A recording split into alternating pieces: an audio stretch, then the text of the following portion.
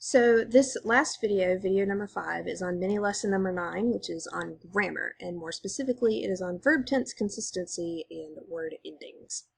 So sometimes when you're writing, it's really easy to miss word endings and confuse verb tenses between sentences. Just because each word or sentence is grammatically correct, it just doesn't really fit when put together with the rest of your writing. Maybe some of your sentences are in present tense and then you switch to past tense. You're not really going to notice that. There's not, spell check or grammar checker is not going to catch that, but it's something you're just going to have to go back and look at yourself. This is why you really have to break your memoir into pieces and read it very carefully one section at a time, whether those sections are paragraphs, sentences, maybe even phrases of sentences. You're really trying to look at this on a specific word level. So this is another piece of my own memoir. It's a paragraph, and there are several different grammar, verb, consistency, word ending mistakes in here. And what I'm going to do is I'm going to go through this, and I'm going to highlight some places where I see that there are some issues going on. So let's start with the first sentence. We want to read it very carefully, remember. I remember when all summer long I get up early on my days off to let you out to use the grass. So when we're talking about a memory, I remember when we remember things, we're usually remembering things in past tense. So this get should really be got. I remember when I got up early. Most of the time you wouldn't even go, and your puppy dog eyes look at me like I was crazy for waking you up. So we have another issue here with the word look.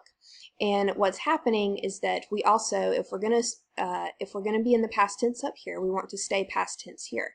So to make this past tense, we're just gonna add the ed. Your puppy dog eyes looked at me like I was crazy for waking you up. But soon you got the picture and realize, okay, here's another place where we need to make sure we're in past tense. We realized we mean business when we go out of bed to take you out. So here's another place that doesn't really sound right. When we would get, we would go out of bed, we did get out of bed. You want to make sure that you're keeping everything past tense. There are several different ways you could fix that. You could also probably play around with your phrasing there too. O-U-T, those are letters you know now. Whenever I say them with that inflection in my voice, you run to the door as excite. Remember, it should be excited to go on an adventure as we are to indulge you. Your excitement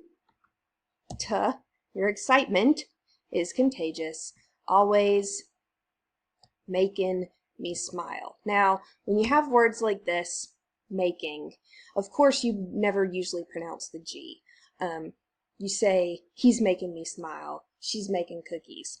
But when we're writing a little bit more formally, you want to make sure that you have those word endings on there, even if that's not how you pronounce it in your everyday speech. So what I want you guys to do is I want you to go back through your own memoir draft, and I want you to break it into manageable pieces. You can break it into paragraphs, you can break it into sentences. However you want to do that is fine. But I want you to look at each piece carefully. So they need to be small enough pieces that you can look at them carefully.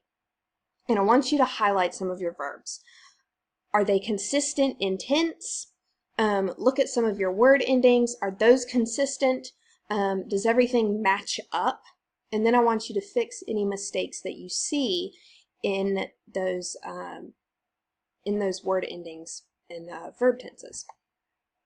Sometimes in your writing, it makes your story sound more credible when you write in a formal tone. If your writing sounds like your spoken language, then it may not be right for a formal audience. I know that these are memoirs, but it really helps you to build your credibility if when you're writing these things, you're very precise in your language. And what you want to do as a writer is you really want your reader to understand what it is you're trying to say. This revision strategy will ensure that you're reading your own text closely and that you're making it as easy to understand for your audience as possible. Especially with something as important as a memoir, you really want other people to understand the specific things that you're trying to convey, and using more precise language can really help you do that. Okay?